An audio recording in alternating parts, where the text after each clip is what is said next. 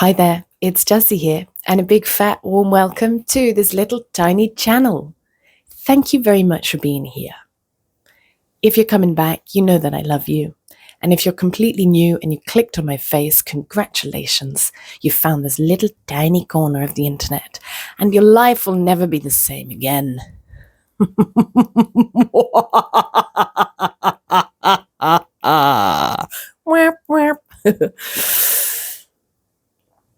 Right, guys, before we go any further, let's just check into the heart, because this is the centerpiece of everything, and it's very important to know how the heart is, what it's needing from us. It's very easy to not listen to the heart because it whispers, and it's very easy to just live from here, thinking, doing, and there's nothing wrong with that. But let's not forget, lest we forget.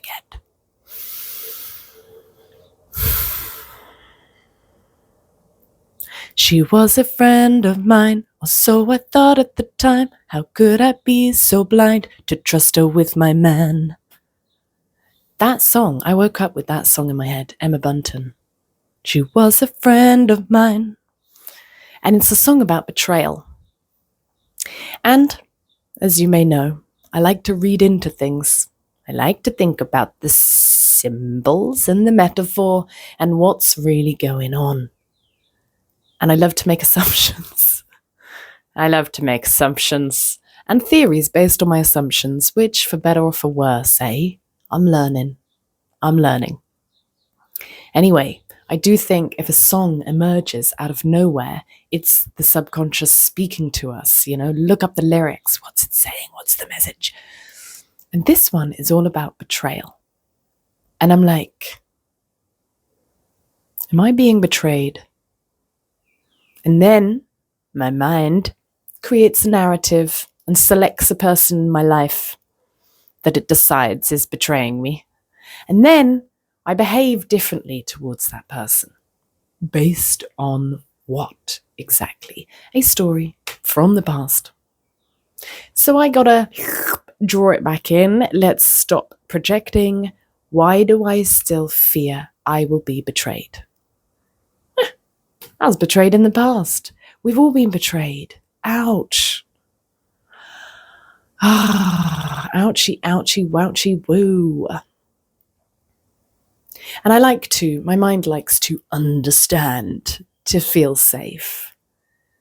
And then I can talk myself down, So I wonder exactly what is betrayal. It's breaking trust. And then I think, what is trust? And I suppose when you love somebody and you trust them, you trust that your best interests are their best interests. Right? That's what trust is. That they're going to behave in a way that considers you. Is that it? And I ask a lot of people, what is love? I have this conversation a lot. And many, many people talk about, when they're really trying to define love, it's about care and sacrifice and putting the needs of another before your own.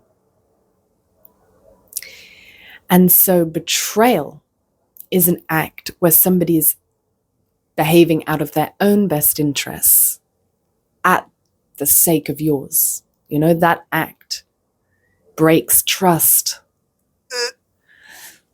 And, I think about it, we have this experience of being separate individuals. So there's a certain amount of needing to put your needs first. Certain amount. But when you zoom out and realize we're all one, that becomes a bit futile. But it really depends where we're operating from, doesn't it?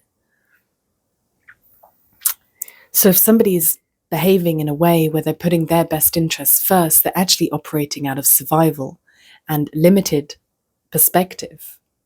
That they need to do this for them, regardless of the effect it has on others. So it's valid to an extent, depending on where they're operating from.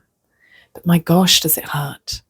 And guys, trust. How do you repair trust when it's broken?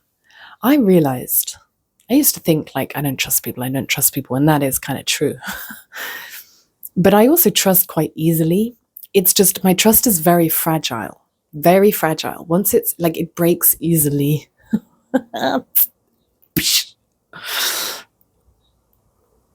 And the few times that trust has been broken in my life, I've seen how I've behaved to protect myself. And it's very hard to rebuild trust. It takes time and energy and willingness. And I don't think I've got time for that. No, I'm joking. I ain't got time for that. Sometimes I do, but sometimes I don't. Sometimes I find it easier to just walk away. It's easier for me. So I suppose I have that tendency. Is it worth it? Come on, let's rebuild this trust. I know. There's so many people, aren't there? So many people, billions. My mind is still trying to fathom that. And I don't know why. She was a friend of mine, or so I thought at the time. How could I be so blind to trust her with my man? Which is why trust is so important, isn't it? In relationship. God. And why, for me, it's truth, it's honesty. And that makes me feel safe. But you can always be betrayed in this experience of Earth because we have this separateness thing going on. We forgot. Why did we forget? Why did we forget? Do we forget just so we can remember again? Is that it? I do think there's quite a lot of fun and playfulness in forgetting. Like I look around our world and what everybody's creating. And, even those of us that remember or have a sense of where we came from, that we are all one, we still forget a lot of the time. I'll speak for myself. A lot of the day I'm forgetting. I've got to remember again, over and over again. And in this forgetting, there is a lot of cool stuff that we create. A lot of nasty stuff too, but it's all getting us back home to remember. But it's very, very cool. I think the creativity of humans, what we create from this state of forgetting is beautiful. So is that why we forget? To remember again.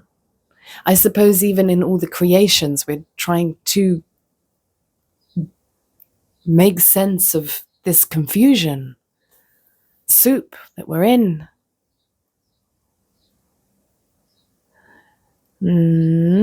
I've got two songs in my head, so that's one, and the other one is Britney Spears. Oh, but I've forgotten it. It's not, oops, I did it again. Hit Me Baby One More Time. Hit me baby one more time. Wow. See, my subconscious I feel like it's trying to warn me or at least alert me to unresolved fears that still live and inhabit the body. And one practice that I do in my facilitation that I'm studying and doing is let's go to the body. The body knows. The body keeps the score. Where is it? Where is it in the body? Where is this sense of betrayal, of looming betrayal? Ooh, looming betrayal.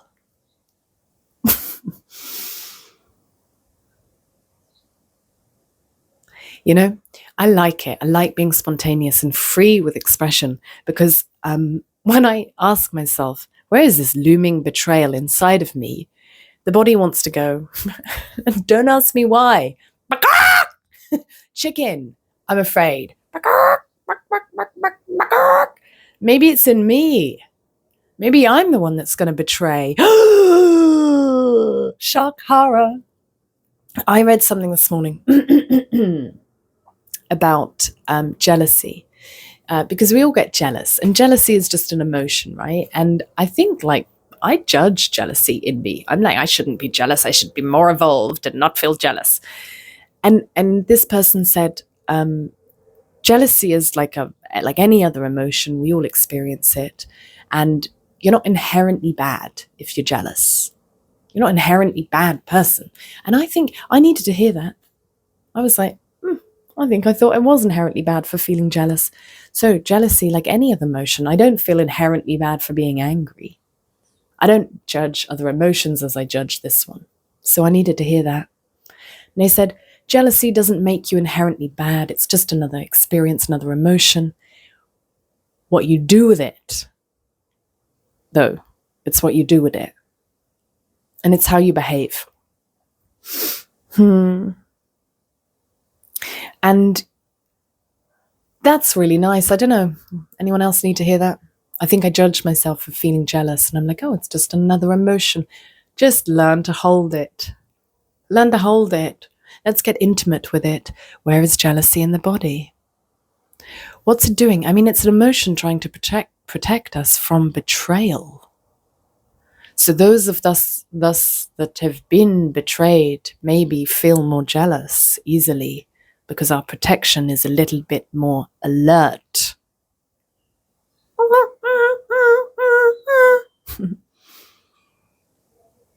And I think this has arisen in me today.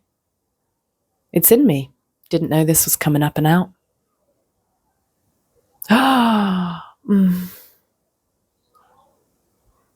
What did I make it mean? So I was betrayed when I was 17 by my boyfriend. He had sex with another girl on a bin outside of a nightclub when I was underage and I couldn't go out with him yet. And he was in the popular gang. I went to a college with 2,000 people. It was very cliquey. You had the skateboarders, you had the cool kids, you had all the cliques. And he was part of the cool gang. And we just happened to meet on a school trip. And so everyone knew about it, right? Everyone at the college, because they were part of the cool kids, everybody knew about it. And there were like rumors going around. And then my friend came directly to me and was like, Jessie, a friend, bear in mind, not one of my best friends, a friend came to me and was like, Jessie, I heard he had sex on a bin with so-and-so. And then I'm like, okay. And I asked him, I'm like, hey, did you do this? And he was like, nope. And I believed him. Oh. Anyway, about a month goes by. This guy goes off on a ski trip with his family. And I go to a house party. And the girl whose house it is opens the door and she's like, oh, Jessie, so-and-so's here. And she's really nervous about seeing you. And that was when I realized it was true. Oh, God. That is when the moment of betrayal happened. Now, what did I make that mean? First of all, furious at this man for lying to me. I think that's what hurts so much. And then I find out, like everybody knew, even some of my best friends knew. And when I asked them afterwards, they didn't tell me because they didn't want to hurt me. And that, my friends, sent me on the trajectory of my life. Because that is when I realized not telling people the truth because you want to protect their feelings hurts way more. So I dedicated myself to truth. A few years later, if I'm honest with you, my immediate response was like, I am never going to be betrayed again. And I became the perpetrator. I would pick up men, fuck them, and then discard them. And I adopted the masculine, more typically masculine avoidant role. I was like, I ain't gonna be fooled by nobody. And then I just kept picking partners that I could discard. Or I'd pick ones that would cheat to confirm my belief that I will always be betrayed. And there was quite a few years of me getting very, very lost and behaving in a way. I mean, I just didn't have guidance. Little Jessie. I had guidance in some ways, but not in matters of the heart. And that's okay. After I realized that being the perpetrator wasn't really feeling very good either. And there was one particular relationship where I realized I was that. I became aware of what I was doing. And then I thought, my goodness, I'm inflicting the same pain on others that was inflicted on me as a way to understand it, to grapple with it, to cope with it. Nasty. I mean, we all do this, don't we? So it's okay. But it ain't great. Ain't great when you take a good long look at yourself and realize you have become the very thing that hurt you. Ah, monster. But no shame, right? Because the thing is, shame, we deny these things in ourselves because we're ashamed. We don't want to admit we're the bad guy. It's like whatever identity is, if we've been really abused, and then we build an identity of I'm the good guy. I'm the good guy. I don't treat people like that. I'm better than that. The moment that you make a mistake or you do something bad and somebody points it out to you, can we go into a denial of ourselves so fast where we can't even, we've changed reality in our head of what happened. I didn't do that. I wouldn't have said that. I'm the good guy. Don't you dare call me the bad guy. That hurt me so much. But we're all of it. We're all good, we're all bad. Depends on the day, depends on the person, on the moment.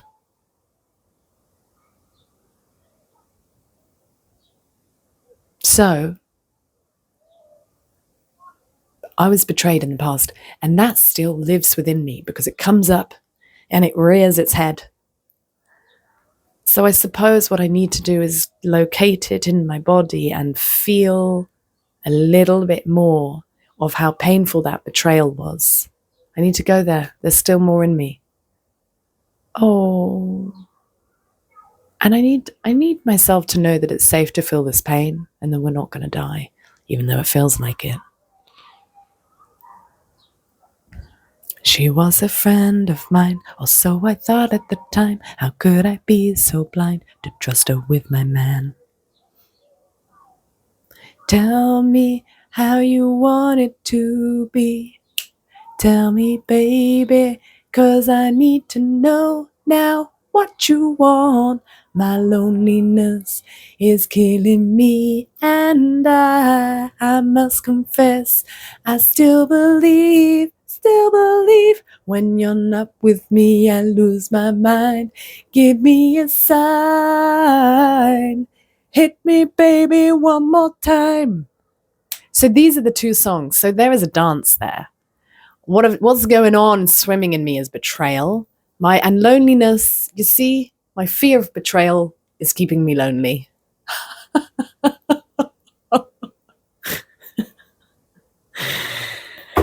Oh, well, another day on planet Earth, folks. I'm going to leave it there for today. Thank you very much for watching. Like the video if you liked it. Please, if you feel to do so, share your stories of betrayal down below. Share your stories of victimhoods. Share your stories of perpetrating. I think that's really good and healthy for us to, if you've sort of rid yourself of the shame, it can be really helpful to say, hey, I'm an asshole. And then other assholes are like, oh, maybe it's okay that I'm an asshole. And we all have assholes. We all do. So we all have the capacity to be one. Bumhole face. So let us know down below. If you're completely new and you like this for whatever reason, hit subscribe and we'll see you in the next video. Otherwise, have a beautiful day and a beautiful life. We got this.